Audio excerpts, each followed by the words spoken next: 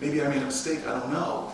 But then something in my core made me go back to the rabbi's office and actually go to him and say, hey, I met with some of my friends and they had these statements and I'm wondering what the truth is. And it's amazing to me, he gets up and I'm thinking he's going to try to attack me. And he walks past me, closes the office door, comes back and sits down, and we end up talking for 2 hours about everything imaginable. And at the end of it, the story that popped in my mind was a story that Alex Haley tells about sitting with Malcolm X on a commuter train where a man comes up to Malcolm X, a conservatively dressed white businessman, looks down at the businessman, and looks down at Malcolm X and says, Mr. X, I don't agree with everything you say, but I really respect you and I like your style. And Malcolm X gets up and everybody on the train sort of holding their breath. Malcolm X leans in close to the man and says, you know something? You can search the world 2 times over and you're never going to find 2 people who agree on everything. He stuck out his hand and he shook it. And what Shmuley and I realized as we talked is that we didn't know enough about each other to really have a deep bond of love. And we agreed that day that we would exchange books from each other's cultures. And we would read those books. And every time we finished, we'd exchange another one. I'm really proud to say the first book he gave me, I'm a Rhodes Scholar at Oxford, I never read anything by this author. The first book he gave me was Night by Elie Wiesel. And I gave him the autobiography of Malcolm X. And before you knew it, we were devouring. I mean, he became such a Martin Luther King file. You were just reading everything by him. On my end, I eventually... You're right, I gave you all the unsold copies of my own book. Yeah. And I'm still giving those yes, to you. Yes. Dear God, for warm winter nights in my fireplace. Glad to be of service. Yes, yes. And before you knew it, I was enamored with what I was reading. Before you knew it, I was studying Torah with the rabbi. Before you knew it, my faith was being deepened by my immersion into his faith. By the end of the second year, I kept coming back with people on Friday nights, bringing back friends of mine, bringing back non-Jewish friends of mine, bringing back Jewish friends of mine that never even lit a Shabbat candle and said, you're going to a Chabad house? I'm doing it just to see this.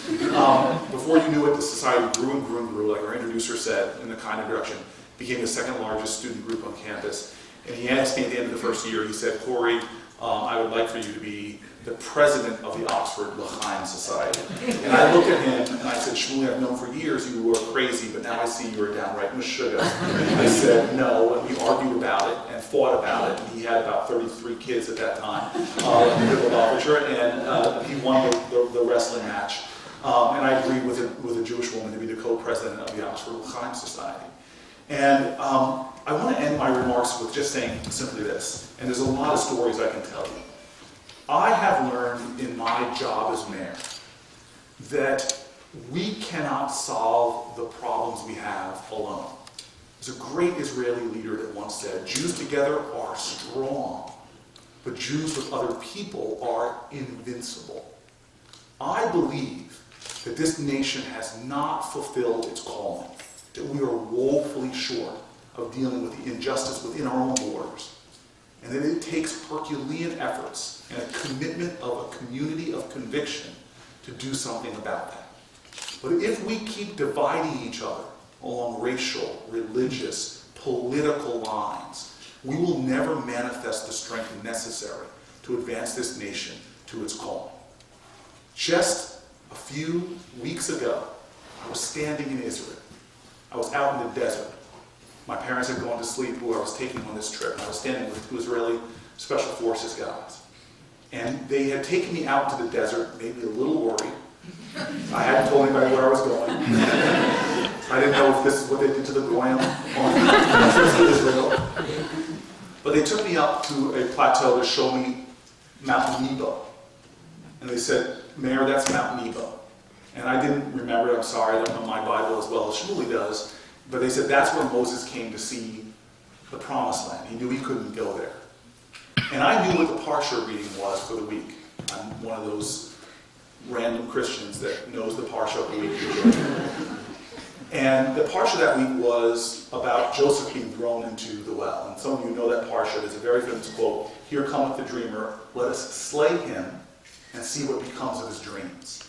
Those words were etched onto a plaque at the Lorraine Motel where Martin Luther King was killed. And as I stood there looking at the mountaintop, I immediately thought of something. I grabbed the iPad from the Israeli Special Forces person, not to call for help like I thought I might have needed to do a little earlier, but I pulled up the last speech Martin Luther King ever gave, where he said, "I've been to the mountaintop, and I've looked over and I have seen the promised land. I may not get there with you, but I'm fearing no man tonight. For my eyes have seen the glory of the coming of the Lord." I'm pleased to be here tonight with my friend Shmuley Boteach, because I believe that on this college campus is the Joshua generation. That the generation of my parents did not get this nation to the promised land. They got up to the mountaintop. And it's your generation, together, connected, interdependent, interwoven in their destiny, that will help us get there. And I hope that's some of the conversation we can have tonight. Thank you. Shmuley.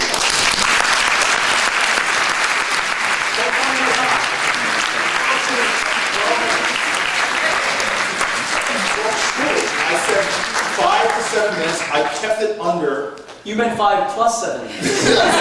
That is exactly right. So Shmuley, start your time. The rabbi is on. Rabbi's always on. As a white man and as a Jew, my relationship to the memory of Martin Luther King is very different to many of the African American students who are here, and including Mayor Booker. Because I, as a Jew, did not suffer persecution, slavery, Jim Crow, or oppression in this nation. This is the least anti-Semitic nation in the history of the world. For me, the inspiration that Martin Luther King brings to my people, and the American people in general, is as someone who took what many Jews see as their own dead heritage, the Bible, and made it into a document by which people marched. You're talking about someone who took the ancient Jewish tradition and made it a modern manifesto of freedom, so that every Jew in America is profoundly indebted to the memory of this modern-day prophet who actually became a harbinger for the words of the Jewish prophets. You have to understand how radical this was. You know, Cory and I were just speaking to a group of student leaders, and we were having a debate as to whether the United States wants to be more united or divided. Cory is always the optimist, and he believes that people are sick of the MSNBCs and the Foxes, and this is liberal, and this is conservative, right-wing, left-wing, Republican, Democrat. And I pointed out that, on the contrary, dualism seems to be the very core of humanity, and conflict and war seems to be endemic to our personalities. We have to transcend it. Well, whoever's right or whoever's wrong, you have to understand that when, of course you're right, but you also, in America, it's a democracy, you also have the right to be wrong, and I respect that right, Cory. You have to understand that when ancient prophets stood in marketplaces going back 3,000 years, Isaiah, Jeremiah, Zechariah, and foretold of a time when men would beat their swords into plowshares, when peace would begin to pervade the earth, when men and women would take pride and laud their harmonious achievements as opposed to their capacity to subdue a combatant on the battlefield. This was the most radical idea in history. The idea of forgiveness. I mean, Nietzsche would say a few thousand years later that this is the biggest joke the Jews ever played on the world was something called a Christian. Because the Christians were these great German Teutonic knights who were able to subdue and vanquish all of their enemies, and the Jews came along and said, no, you should forgive instead. And the Jews used morality and ethics as a ruse by which to dominate the earth, because they lacked the strength and physical prowess by which to do it. So they did it by trickery. And later Hitler would, of course, employ that as a panacea for what the world is, that lower, unfavored, weaker races would slowly be eliminated. So when Martin Luther King took these ancient ideas of the Israelites, and when Negro spirituals brought back to life what the Jews once sung about, even as we Jews slowly began to jettison our heritage, he gave pride to my people, the likes of which we had never experienced before. Of course, I I mean, the speech that Cory's speaking about, I shoved my kids in an RV.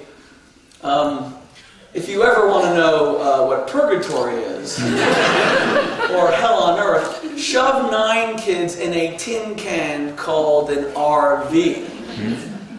An RV is just another word for traveling tin box. And we traveled to Memphis, Tennessee, and I went to the Mason Temple where Dr. King gave that speech. I wanted my children to understand, because the drama of the speech is just remarkable. You're speaking about a man who had just gotten out. He comes back to Memphis a second time because there was violence the first time, and his entire philosophy of nonviolence had been eviscerated. And he wants to this time show that they're going to march for sanitation workers without windows being broken, without police being beaten up. And his legacy is falling apart. He's very depressed. He doesn't even want to give this speech. He's using it as a cold, largely as an excuse. He sends Ralph Abernathy. Abernathy calls him up back at the Lorraine Motel and says, "There's going to be a riot if you don't turn up." And he comes without anything prepared. And he comes with no notes. And he belts out the most magnificent American political speech of the 20th century. And indeed, it invokes the spirit of Moses, the man who leads the people to the foot of Canaan, but who never enters himself. He evokes the last images of the book of Deuteronomy, of how Moses is described as having brought the people to Mount Nebo. And all he can do is look into the promised land. But even his dead corpse will not be allowed in. He begs God, "At least let me be buried there." But even that is denied him. The reason? Because sometimes you do the right simply because it's right. When there's no reward for it. When you will be nothing but punished for it. And then, like silent footsteps in the night, he retreats from the world stage, abandoned and alone, and there will be no marker for his grave. If you go to Atlanta, Georgia, where I just was, and you go to Martin Luther King's grave, it does not connote a proper, fitting burial site of the greatest American of the 20th century.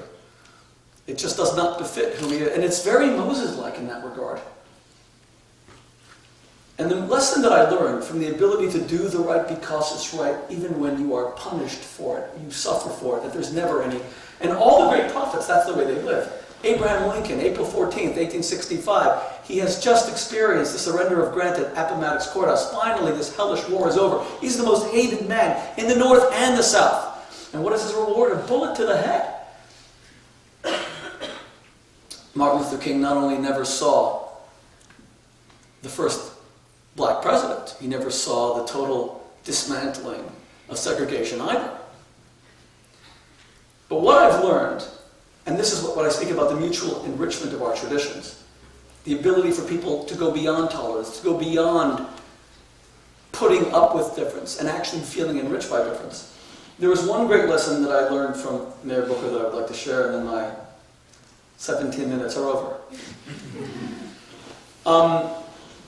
You heard Cory introduced as a mayor who has, and I say this very sincerely, there's no need, he and I have known each other for a long time, there's no need for me to patronize him, and I won't. You heard that Cory has significantly brought down crime rates, thank God he did. You heard that he got a $100 million investment into a school system from one of the most influential people in the world, Mark Zuckerberg. He did that too. There's a lot of things that he did in there. But that's not why he's a successful leader. What I learned about successful leadership is one great lesson that comes from the prophet Jonah. Isaiah preached to the Jewish people and they didn't listen. Zechariah preached, didn't listen. Jeremiah preached, didn't listen. But the story of most prophets is that they are not heeded in their lifetime. There was only one prophet who was ever listened to in his lifetime, and that was the prophet Jonah. God says to him, "Go and tell the people of Nineveh that they have to repent or they'll be destroyed." And he runs away. He gets swallowed in the belly of the beast, the whale, gets spit out, he goes back, says one thing, 40 days, Nineveh is destroyed, and everybody changes. The only prophet I ever listened to, the reason? He's the only one that ever loved people more than he hated sin. The other prophets hated sin. They preached against sin. But Jonah was afraid to go and preach to the people of Nineveh. He was afraid they would change because it would make the Jewish people who remained sinful look so bad. So he ran. He loved people more. The problem in America is that we hate the other party more than we love our own ideals. We despise the other side more than we love who we are. Cory has made me into a better person throughout my life, and he's not here to get your vote. None of you live in Newark, and I say this because it's true. I have only got one person who can vote now. I take that back. I'm speaking to you tonight. I have never handled rejection well, ever. I'm a child of divorce. I grew up with parents who fought a lot. I have my own wounds. I probably will never fully overcome them, so I wrestle and struggle with my own inner demons to try to be a better person. Sometimes fail, sometimes I succeed. But I've never handled rejection well. So when I used to be at Oxford and I was trying to build this big organization, and Cory was our president, and I remember once we're at Queen's College, Oxford, and we go and there's a female Jewish student, and me and Cory are going to the Friday night Sabbath meal, and I invite her, and she immediately rejects me because, she didn't want to come. So I wasn't really warm to her afterward because she gave me a very cold, perfunctory no. We walked down the road. I'll never forget this. Of all the stories I can tell you about Mayor Booker at Oxford, Cory turns to me and says to me, "Why weren't you nicer and warmer to her?" I said, "Well, look at the way she spoke to me." He said, "Shmuley, you can rise above that. You can be warm to her when she's not warm to you. You can do it because you love the people. Not because you're trying to be accomplished, not because you're trying to succeed." And whenever I go with Mayor Booker in Newark, we'll get out of his car. It is amazing the dignity that he bestows on other people. And I am really jealous of him. I really am. If there's one quality about Cory, I am looking at him, contrary to what he says. I was just telling him that, after the David Beckham commercial during the Super Bowl, they've asked me to now model the same underwear. and with 9 kids, I do have to moonlight a little bit. But it is his ability to bestow dignity on all whom he meets and make them feel that they are of infinite value. If you do your work because you love the people as opposed to you love your principles, love your agenda, love your ideals, hate the enemy, you're going to stop the you will succeed. And if you do it for any other purpose, you will be like great men. Isaiah, Jeremiah, but you will preach into the wind and you will fail. And I think that's why we're seeing our country fail right now. Because a lot of our political figures are far more focused on defeating the opposition rather than loving and helping the people.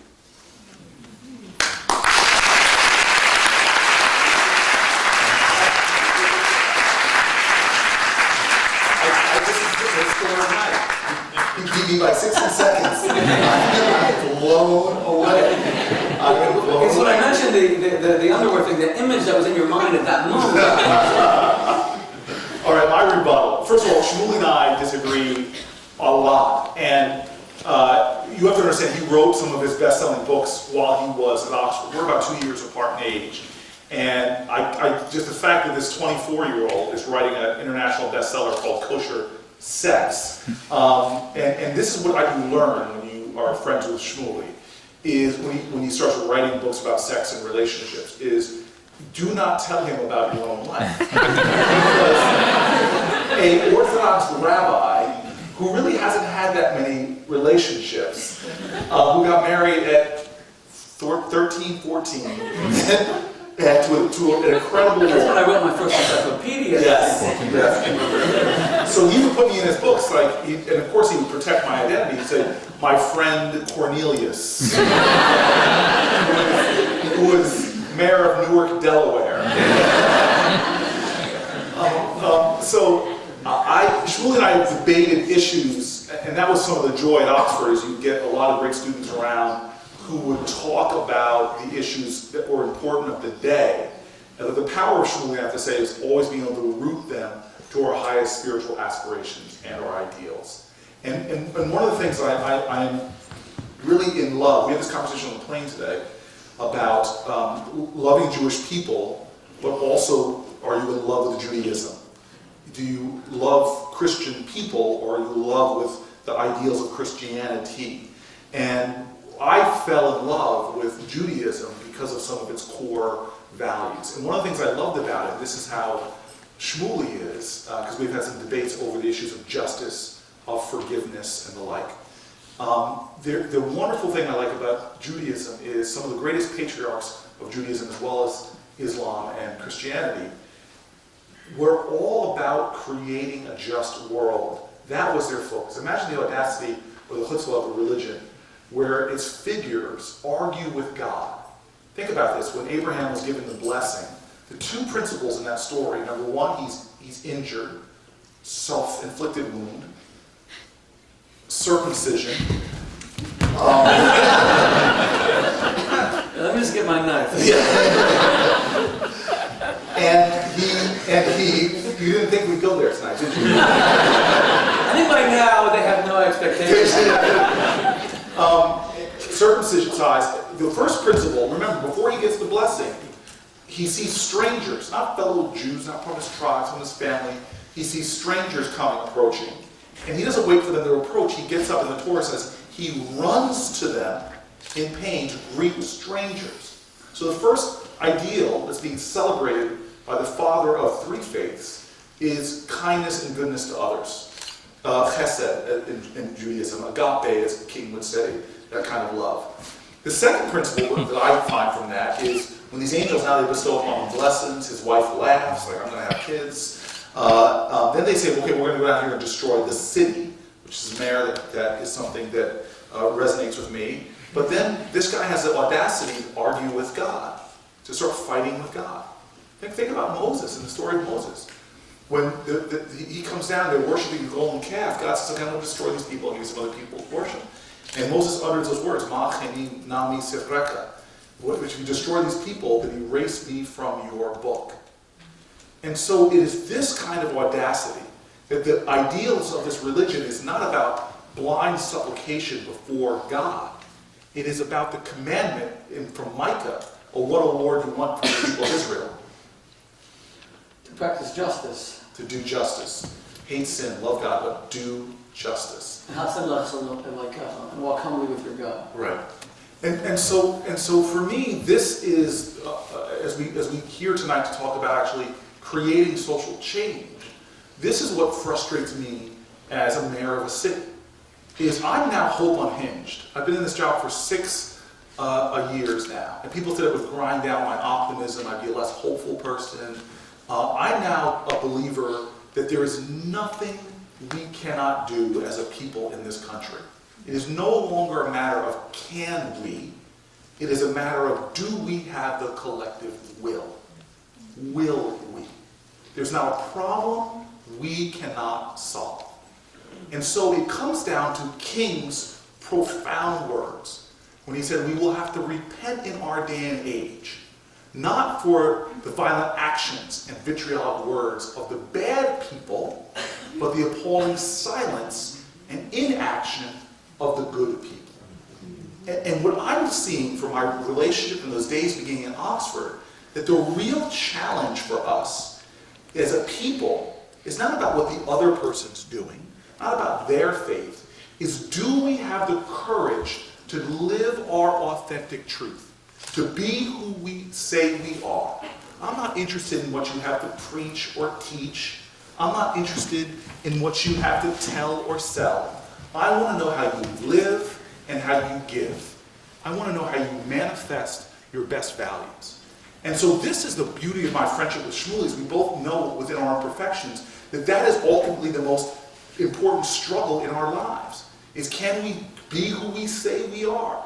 You know, Abraham Lincoln said, everyone's born an original, but sadly most die copies. When Shmuley, my favorite Shmuley story from Oxford, he told you, let me tell you my favorite Shmuley story. It is the story of Slim.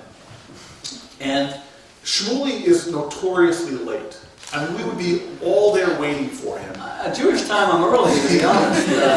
Notoriously late. But this has been 2 days in a row when you've blown me away with actually running on time and being with the timing. But the Oxford walk, he would walk from his home to the L'chaim Center, all the way down High Street, which imagine the main street in Oxford. And Shmuley was a very different person. You stuck out in Oxford because you were a rabbi, you know, walking with your black hat and your beard. You passed Corpus Christi, Christ Church, Jesus College. These are the names of the colleges. Very Jewish names. Yeah. And one day he's walking along, and he gets this man and says, "Hey, you, wait. And Shmuley says he stops. And he turns around, and there's a Rastafarian there who comes over to him, obviously affected by some substance. and he says to Shmuley, today is my birthday. My name is Slim, and I have a question for you. And Shmuley has a hot temper. This is a guy that we were talking... I'm indignant for God's righteousness. This is a guy, I'll never forget the story. He was on a plane once, and they told him to close your computer. We were laughing about this today as we flew today. And he didn't. He's at school. He's always working on his work. The flight attendant has to tell him again, but if he doesn't do it, he keeps going. She goes, sir, we're landing right now. Finally closes the gets off. He walks off the plane. Some guy comes up to him angry. He goes, you endangered the lives of everybody on that plane. You didn't turn off your computer. And Shmuley says, sorry. And the guy looks at him and says, well, that's why Hitler should have killed all the Jews. Now, as a black guy who has been called many racial epithets before, I would never think in the passport control area to do what this man did. Suddenly Shmuley, at the top of his lungs, screams, did you hear what this man said? He said Hitler should have killed all the Jews! And the whole place is echoing. Everybody stops and looks. This man suddenly is like, oh my God. So he starts running, and Shmuley, this crazy rabbi, starts running after. He says, Hitler should have killed all the Jews! And screams all the way. The man cuts in line, runs to the passport area. All the security sergeants descend. He's screaming. He runs, don't let this man in the country because he said Hitler should. They take the man off to a side room for questioning. Complete cavity search. So I always argue, as you've heard Shmuley saying before, for some sense of decorum as you're fighting for justice in the world. And so Shmuley, this Slim guy, says, I have a question for you. And Shmuley says, yes. And Slim says, well, you're a Jew, right? And Shmuley says, what gave it away? And he said, well, I'm a Jew too. Now, I didn't know this till you told me the story, but Rastafarians see themselves as one of the lost tribes of Israel, correct? And they worship the Lion of Judah, the Emperor Haile Selassie. Yes. And so Shmuley says, okay, thank you. He turns around and goes, no, I have a question for you. And he goes, okay. He goes, do you believe Jesus is the Son of God? And Shmuley goes, no. and he goes, no, you don't understand. Do you believe that Jesus Christ is the Son of God? And Shmuley says, no. And he goes, well, what if God came down here and told you that this is my son? I would tell God he's wrong. And now Slim loses it. Angry, starts screaming at him, you're no Jew. You're not a Jew like me. Screams at him and then turns around and storms off. And Shmuley says he stood there for a few seconds, took a deep breath and called after the man, hey, Slim. Slim turned around full of rage, and Shmuley smiled and said, Slim, happy birthday. And Slim suddenly put his arms down, runs full speed at the rabbi. The rabbi's thinking, oh my gosh, picks Shmuley up, hugs him, kisses him, and says, thank you. And So you forgot the end. Picked me up, hugged me, and shared his weed. Which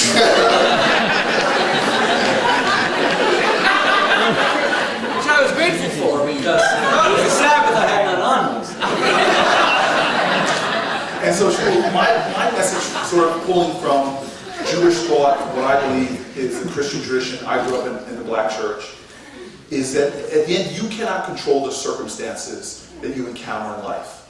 But as the one book that you gave me that I read in Oxford, called Man's Search for Meaning, when Viktor Frankl, and I paraphrase, profoundly said, we were who in the concentration camps remember those people who comforted others even though they themselves were suffering, shared their only pieces of bread even though they themselves were hungry.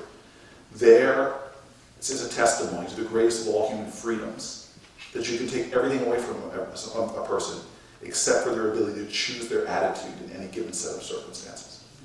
And we as a people, I believe, don't realize that we have power. Alice Walker said the greatest way people give up their power is not realizing that they have it in the first place. And that we are a people that don't realize that we have a choice in every moment of our lives to accept conditions as they are or to take responsibility from changing them. And we fail to live the truth of who we say we are, however we identify, whatever those values are. Do you think that is a principle you can finally agree with me on? Because you said it, no. But We're all looking for inspiration, and you speak such inspirational creeds in an age of very deep cynicism. I think you cannot divorce Cory from his foundational beliefs, which is why faith is such an important part of his life. You know, we lived in, Cory was a Rhodes Scholar at Oxford for 2 years. I spent 11 years there. There's a very big difference between the United States and Western Europe. Western Europe lives in the post-Christian epoch. Be careful, there's some Western Europeans in this room. So in Western Europe, even in countries like Italy, which is the seat of the Roman Catholic Church, or countries like Ireland, where just a few years ago, even divorce wasn't allowed, church attendance has fallen well below about 30%. In the United States, 92% of Americans believe in God. 80% are church or synagogue going. So the question is, how can we be the most religious country in the Western world? Even God is on our money, and yet we seem to have an increasingly decadent culture. I mean, I hosted a reality TV show on TLC, and it's not something exactly, I love the show, but I don't... Real Housewives of Chabad. Yeah. It was called The Synagogue Shore. It was a really good show. And it's not like I go around bragging that I'm a reality television host, because for those of you who study evolution, you know, there's a whole continuum of existence beginning with a single-cell amoeba, and then there's higher life forms, locusts, cockroaches, then there's the American reality television host just above that. So, because most of our shows are very exploitative, so how can we be so religious and yet increasingly decadent? I think one of the principal reasons is that religious values do not translate into social programs. I mean, we seem to waste so much time on abortion and gay marriage, something I've talked to Cory a great deal about. These seem to be the only social values issues that we ever talk about. But I also think that for a lot of people, especially when it comes to students, they look at the whole idea of religion, and they look at, Cory was showing me a video in the car on the way from the airport, where a young man is speaking about how religion starts most of the world's wars, etc., etc. You see, rather than approaching religion as something that subdues our aspirations and our promise, and makes us very compliant, and makes us very sterile in our ideas and our thoughts, and we just accept the higher creed, I actually subscribe to what you were saying before, Cory, that the first great story of Abraham is where God says, this terrible thing's going to befall a city that's very sinful, and Abraham says, how can you, the judge of the earth, not yourself practice justice? It's what I call the defiant man of faith, the rebellious man of faith. It is no coincidence that Dr. King's only title that he ever had was not congressman or senator or president. It was reverend. It was his religious faith that made him defiant. It was this vision of a world that had no injustice. It was a belief that every human being was created in the image of God, and therefore had a right to be free. And once upon a time, our strongest ideal... Ground rules. First of all, is the and found their foundation in these religious beliefs. Unfortunately, in our time, I feel that faith is becoming so utterly divisive. Take, for example, so yesterday, 2 days ago, a federal appeals court panel decides to overrule Proposition 8 in California. Here we go yet again with a whole debate on gay marriage. Now this is interesting, because I'm an Orthodox Jew, an Orthodox rabbi, but I have a brother who's an Orthodox gay Jew. And we're both children of divorce. Now, demographers are not exactly sure, but the gay population of America is somewhere between 5 and 10%. The divorce population is 50%. So here we are, constantly engaged in this distraction called gay marriage, which is supposed to save the institution of marriage, when in truth, the only people who still want to get married in America are gay men. I mean, all the straight guys, their girlfriends turn to them and say, you know, Joey, we've been living together now since Halley's Comet the first time, and I'm just wondering if you would consider, and as soon as the M-word is uttered by her, he begins to hyperventilate, he breaks out into a rash, and yet the gay men are petitioning the United States Supreme Court for the right to marry, and all the straight guys are saying, what are you doing? You guys are going to ruin the party. So, part of the division, I actually think... the party's still on. Yeah, just for the camera, I did not endorse that last. So here we are, battling issues that don't get down to our foundational values. And for me, it's all about values. What are our values? What do we believe in? What are our priorities? What is true? And if we spoke more about values, I think there would be, politics especially, would be less of a blood sport. It's becoming increasingly a blood sport. You know, I hear Cory speak all the time, and he is one of the few political figures in the entire country that has an inspirational message. I mean, usually the message is that the other party is destroying America, and if we don't stop them, and I need your money, of course, to stop them, then they're going to destroy the whole country. The idea that we can all work together for higher goals, how do we make that message sexier? I think that's the real challenge. Well, you and I shouldn't be giving it that. So that's one of the things, Cory, that we're not in complete agreement. I think that you believe that people naturally want to be inspired, and I agree with you, but there's another element. Human beings have two natures. And Judaism speaks of their two natures, and Christianity speaks of their two natures. And we have a higher godly nature that, like the soul flickers, it aspires towards higher things. And there's another nature which can be a little bit more combative and a little bit less restive. And how do we appeal to what Abraham Lincoln famously called the better angels of our nature? Well, I want to turn over to the questions to the audience, but we'll let that be the first question. Look, at the end of the day, I believe in the core of our being. I'm not sure I buy the whole duality. I think we do have lesser angels and better angels. But I do believe we all are feel a calling to make an impact on the world, call it ego. King called it the drum major instinct. We all have a desire for significance. And I think that what people need to understand, and we need to create a culture that does not reward those values that you and I both agree are undermining our country. The meism culture, consumerism culture, materialism, narcissism, that is a bottom feeding. But we need to make sure that we elevate the dialogue in our country that talks about, hey, we can solve problems, that we're not as different as we think we are. And frankly, a lot of these problems are not as black and white and left and right. And to students I gave earlier, I gave my example about gun control, which is an issue that I have to deal with gun violence every single day, often in New Jersey. In fact, in America, we have Virginia Tech every single day. Over 30 people are killed by gunfire every single day. And since as soon as you start talking about guns, it becomes a very divisive issue for people. And so you have the people immediately that are pro-gun and say back off, and people on my side of the aisle and say we need more gun control. But if you analyze the data from an objective, pragmatic way, you see actually that most of us Americans, upwards of 80, 90% actually agree on guns. So on my side of the political aisle, I think my team often overreacts. When D.C. had the Heller Supreme Court decision, overturned Washington, D.C.'s handgun ban, a lot of people on my side of the political aisle are like, oh, it's terrible, people go out and buy guns. But I'm a guy that tries to dispassionately look at data, and the data from my city showed that we could only find one case in the entire time I've been mayor where somebody with a legally acquired gun shot somebody. So law-abiding citizens in my city buying guns aren't the problem. And so why are we making an issue out of that in Washington, D.C.?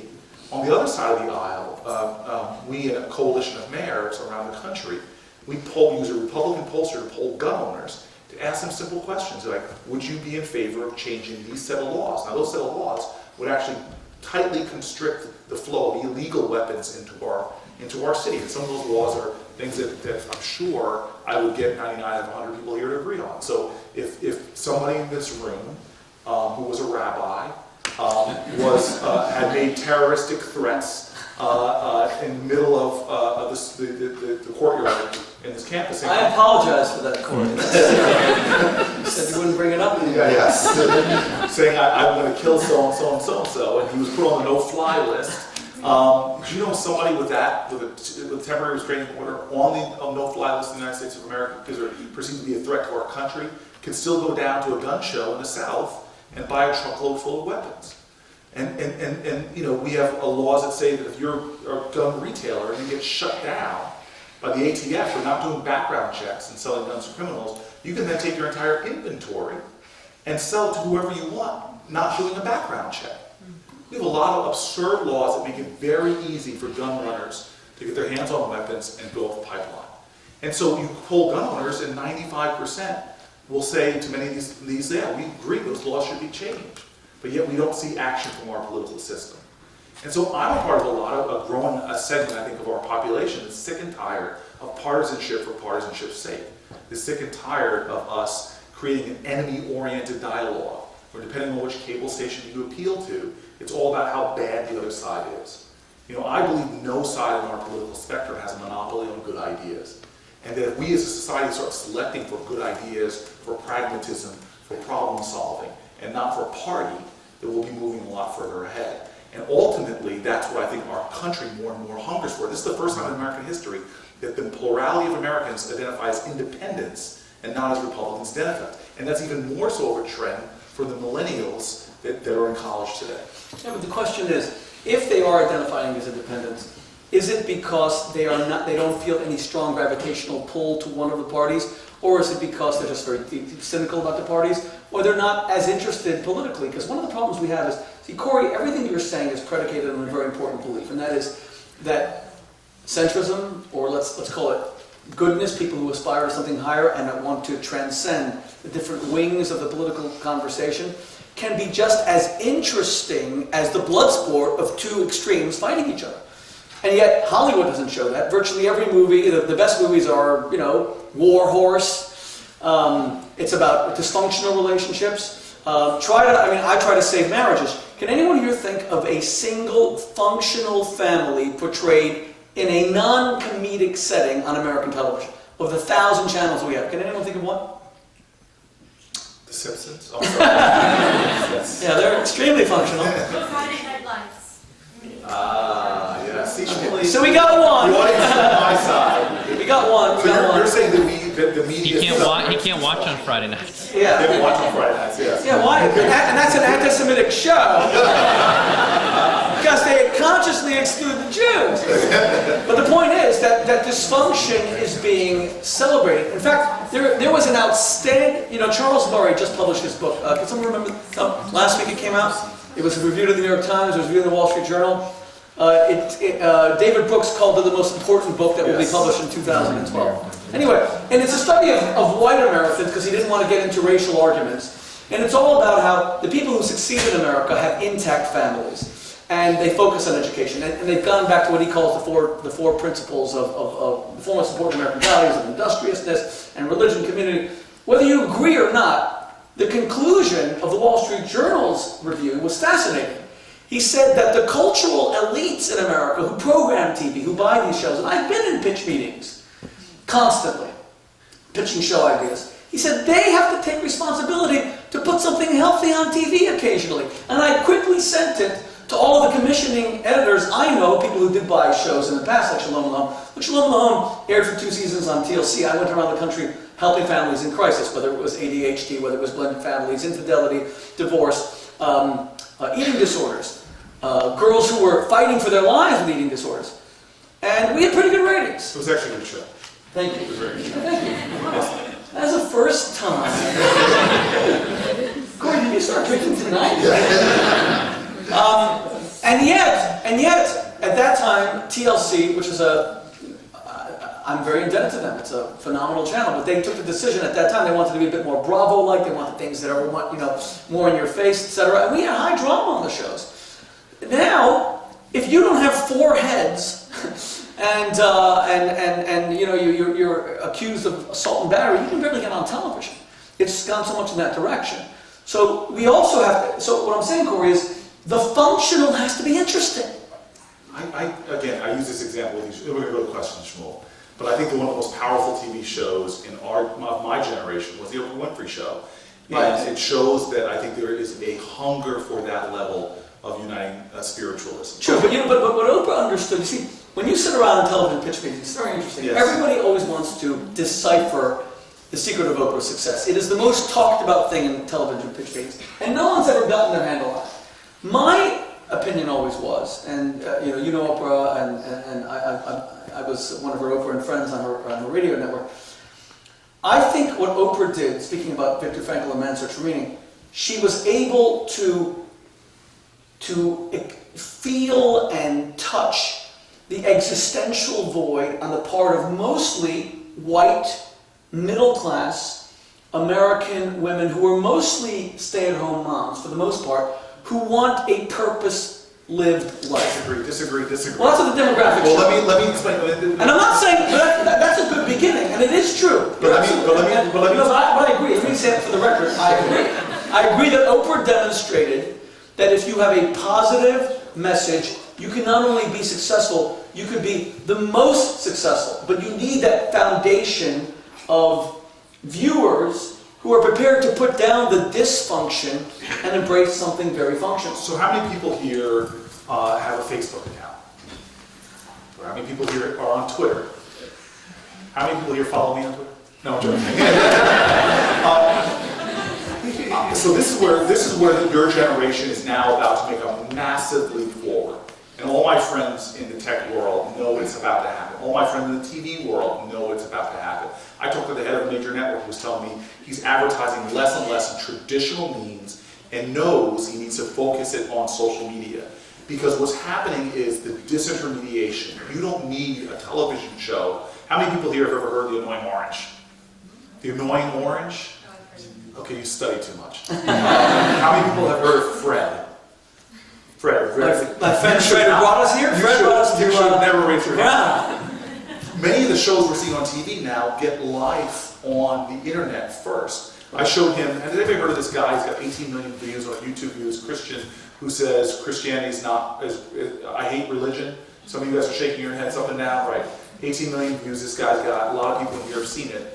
I tweet out, I've got over 1 million followers on Twitter. A mayor of the city of Newark, who would have expected that, has 1 million followers. My tweets, more people will read a tweet of mine in the morning than will read the print version of my newspaper.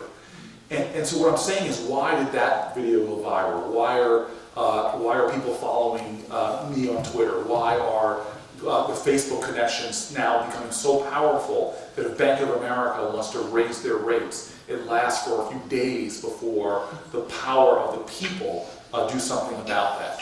And so where I think media is going, entertainment is going, it's going to start feeding the truth of what we're looking for. Now, YouTube is just like regular TV. There is the profane and there is the profound. But I do believe the appetite, the ability for people to access content that's enriching to their lives is going to grow greater and greater and greater, and there are going to be more people producing that kind of content. And that's why I agree. That's a very good point. And young people are fueling that because they are idealistic. That's the beauty of coming and speaking to a student audience. Young people are extremely idealistic, and they are the masters of social media, and they're pushing in that direction. I think television is more corrosive, and I do accept that the people who are programming these things, they have to take certain responsibilities. In the same way that a president has to decide whether he's going to send people into battle, and he has to have, he has to know that he may have to send mothers letters that their children are coming home in body bags, God forbid. The people who are programming television and writing and editing newspapers, that's also a phenomenal responsibility. And that's what I like about this book. It's finally calling for people to be more responsible. But you're right, social media circumvents all of that and allows the end user to choose what they want to see. And I think people follow you on Twitter because you do put out very inspirational things and they want to be uplifted. But it has to happen across the board. In fact, I think film has become healthier than TV. But reality television hasn't really helped us, and it's the most influential genre in television today. And it is, for the most part, exploitative, and there are both sides. I mean, Cory, you always cite the fact that the most respected man in the world today, I would venture to say, is probably Nelson Mandela and the Dalai Lama. And you speak about Gandhi, but they're not the most famous. The most famous are usually the troublemakers, like Saddam Hussein, or right now, I would venture to say Mahmoud Ahmadinejad may be the most famous politician in the world today, after President Obama. And he gets a lot of ink, and he gets a lot, and he knows he plays to his audience by spewing hatred, especially against Israel, because that will garner him more attention. And what we need to start showing is that these things don't work, that you actually decrease. But this is a perfect point for us to go to the audience, because I see people, their faces, they're not with you. I'm joking. Some people are nodding up and down. Some of my people are going like this. Let's turn it over, because we've got about 15 minutes or so left. Let's turn it over. I would love to hear some thoughts. If there's no microphones, we're going to repeat the question so they can be picked up. The gentleman there, who's sitting awfully close, is that your girlfriend, sir? Because the rabbi can marry you right now. I'm a mayor. I can marry you right now. Before his 4 years even began, they would be pitching the two of us against each other for a 2013 election. We said, let's shock everybody. We disagree on a lot of stuff. Let's find the issues that we agree on and fight hard in those areas to make a difference. And so far, I announced at the press conference today that he was there and we were hugging each other, that so far he's been a man of his word. When he hugged you, by the way, he took your wallet. Dr. Christie, I apologize. Let me just add something about this as well, which is a values-based issue about our political leaders. So my only plug of the night, I just published this brand new book called Kosher Jesus. It's really, I want to be an advertiser. I read the galleys of this years ago for Christians and for Jews. It's a really historic, I read a review of it today by the group that writes reviews for librarians to see if you want to include it in your library. And they said the best is for anybody interested in historical Jesus, it's really one of the best sort of accessible books that I've read about the life of Jesus. And I'm saying that as a Christian. It's a remarkable book, Shmuley, and I'm hoping it does incredibly well. Thank you, and I hope you can just elaborate on that. We have another half an hour or so. You guys have nowhere to go, right? And Cory was kind enough to be there at the book launch last night. We just launched it last night.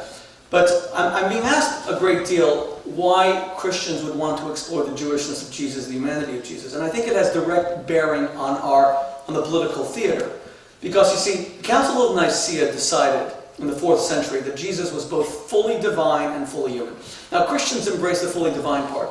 They rarely focus on the fully human part. Now, why is a human Jesus so important? Well, most Americans are Christian, and the strongest voting bloc in America are the 1 out of 5 born-again Christians in the United States, 80 million evangelical Christians. Now, if Jesus is only divine, then what trickles down is a standard of perfection. Every politician is judged by that standard of perfection. So the media is allowed to scrutinize and prove that they lied here, and they contradicted themselves here, and they were immoral there. And the net result is the best people often don't want to run because all they see is that this is an evisceration process. You run and you get destroyed. I'm contemplating a run right now for Congress. Cory spent most of the afternoon threatening me physically if I were to run. Because he cares about me, people want to see me more as a rabbi, etc. But the main thing people have said to me, you're a rabbi, and all they're going to do is say negative things about you, and people hear this, and they therefore choose not to run.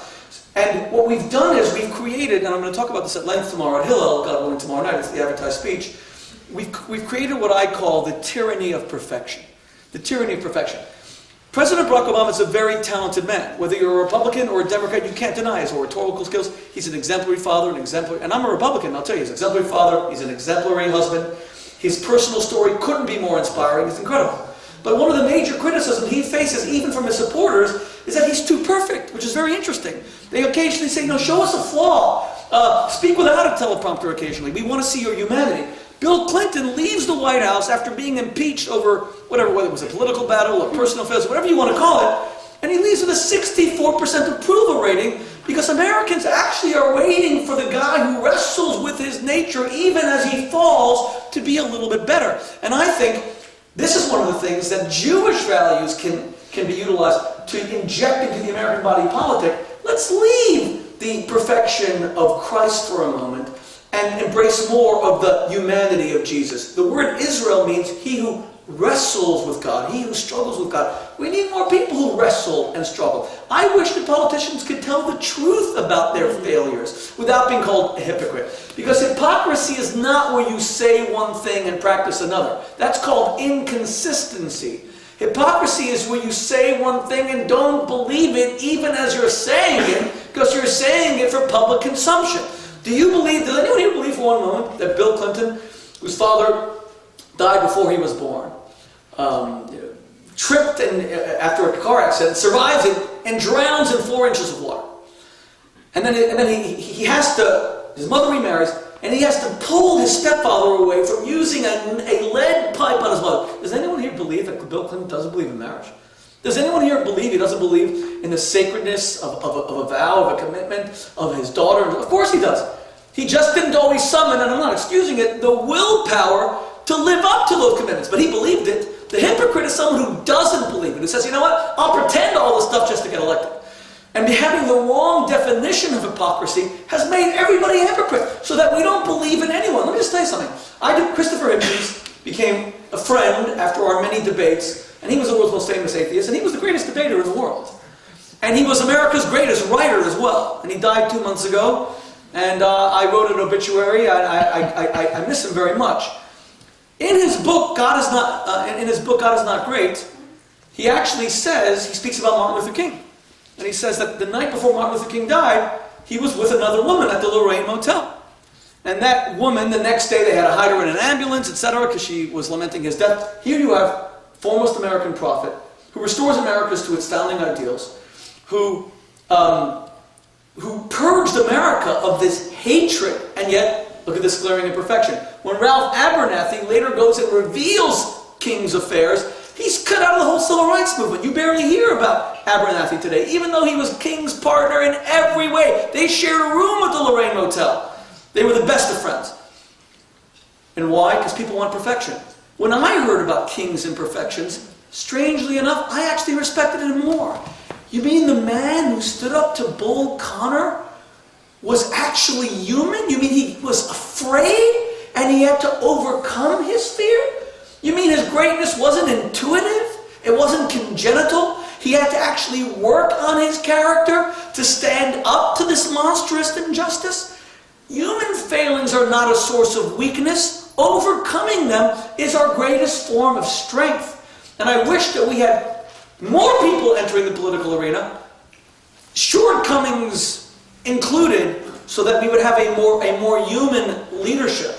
And let me just finally say, because I know Mayor Booker has to get back to Newark. This is going to be the last question, this gentleman. But I just want to say that Cory, and I said this at the beginning, Cory's warmth and humanity, and I have no reason to say this other than the fact that it's impacted on my life. And it's his warmth and humanity. Exactly. So, let's calm down. Question. Thank you. This is your last one, so it has to be profound. People cry. Are you dating this young lady right here? No?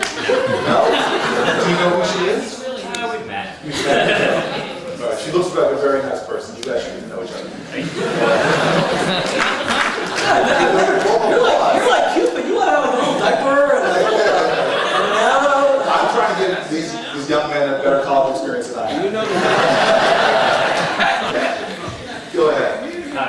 You're both men of deep faith who talk about accepting all religions in the political sphere.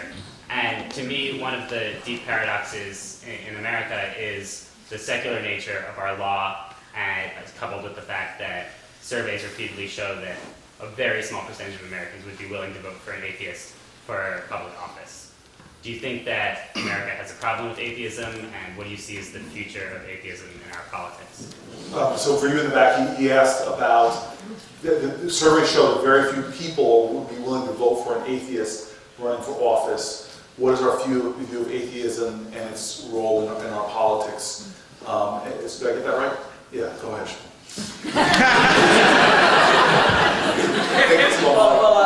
First of all, I'm very conscious of the fact that Mayor Booker has to drive 3 hours and be back by a certain time, and he's going to have to leave shortly. And we're all very grateful for him for being here this evening, because he has a man of monumental responsibility.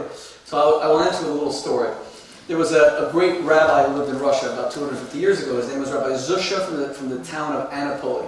And he once came into his yeshiva and he said, I want to tell you today, I want to preach the virtue of atheism. And his students thought that he had taken leave of his senses. And he started speaking about atheism. And one of his students stood up and he tore his shirt, as you're obligated to do. Blasphemy, atheism! And Rabbi Zusha looked at him and said to him, do you understand how important atheism is? Every time you see somebody hungry, if you're certain that there is a God, you will say, God will feed him. And every time you see someone who is naked, you'll say, God will certainly clothe him. And every time you see someone who is bereaved of a child, you will say, God will certainly comfort him. But if you doubt it, if you question whether there's a God, then your reaction is going to have to be, you know what? I better feed him. And I better clothe him, and I better comfort him.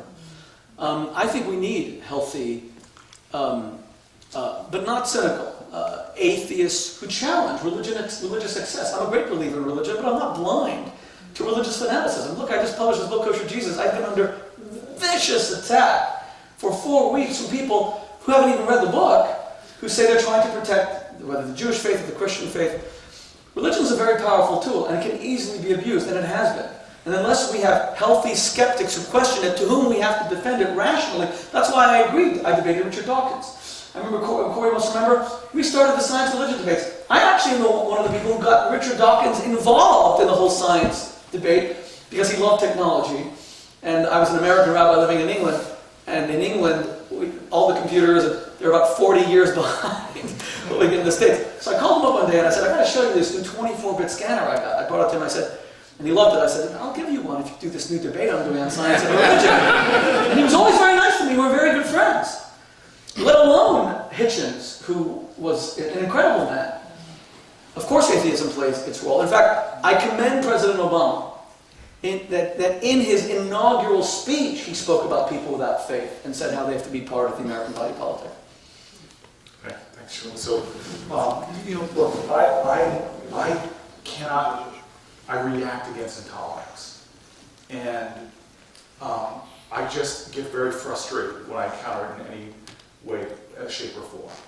And the intolerance of religious folks, it frustrates me when I see somebody in the pulpit speaking against homosexuals. It hurts me at the core of my being. When I see someone who's Christian or Muslim judging someone because they don't share their faith. I was on Bill Maher, and it's a show I enjoy going on, and always have to sort of put the Kevlar on before I go there. And one of the shows, he was being the most zealotry proponent of atheism to the extent that he was saying anybody with faith is just stupid, and equating that. And that, at the core of my being, it frustrates me as well.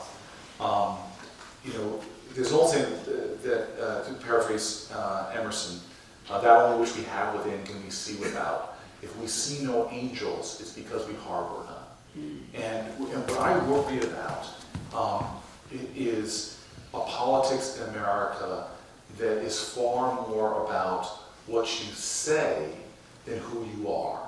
And I cannot stand when politicians, like myself, pander towards people based upon empty statements about religion, empty statements about race, empty statements about what have you.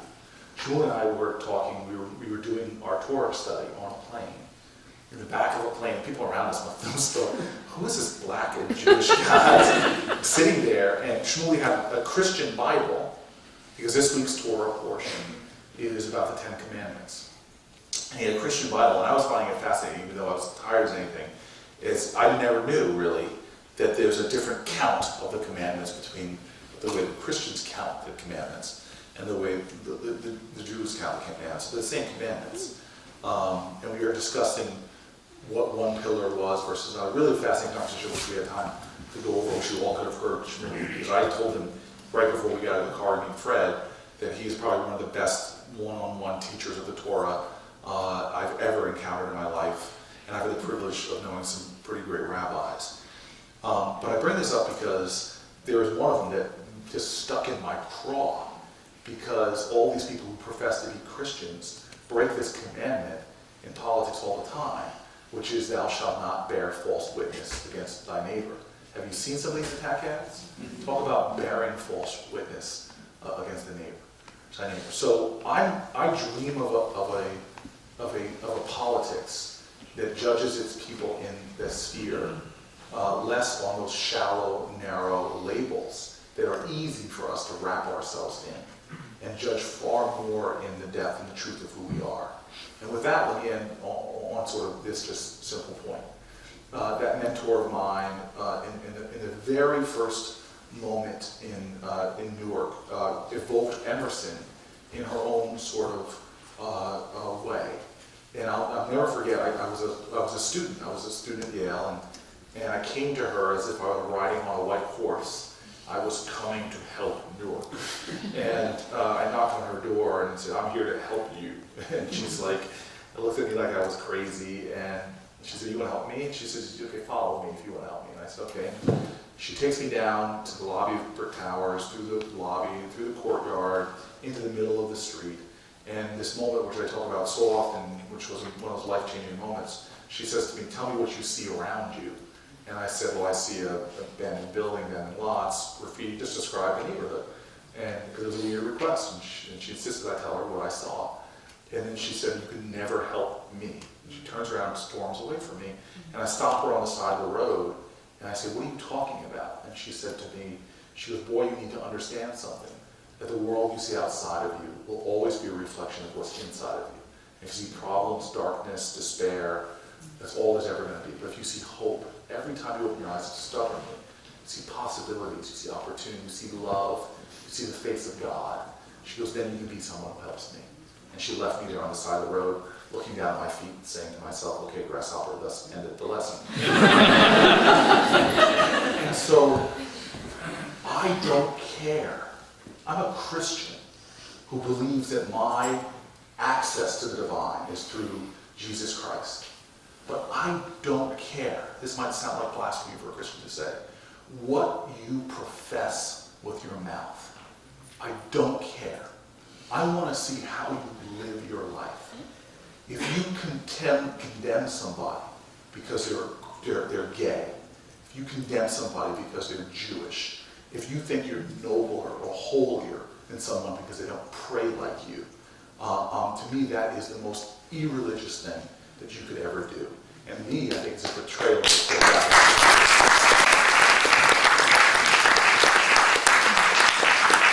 So ultimately, to me, and I remember exactly where I was when I began this journey of acceptance to my grandfather's death, who, to Shmuley's credit, loaded me and my cousins, that's his grandchildren, into a tin can and would drive us across the country.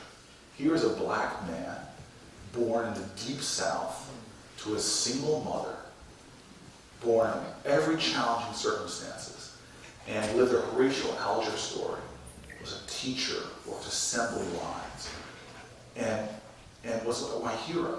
Told me from the earliest as a child, he wouldn't call me Cory, he called me, you're Cory the Great. I want you to see yourself. If you see a child the way they are, that's all they'll ever amount to. But if you see a child the way they could be and should be and will be, they'll always grow up into that. And so I'll remember the place I was when my grandfather died.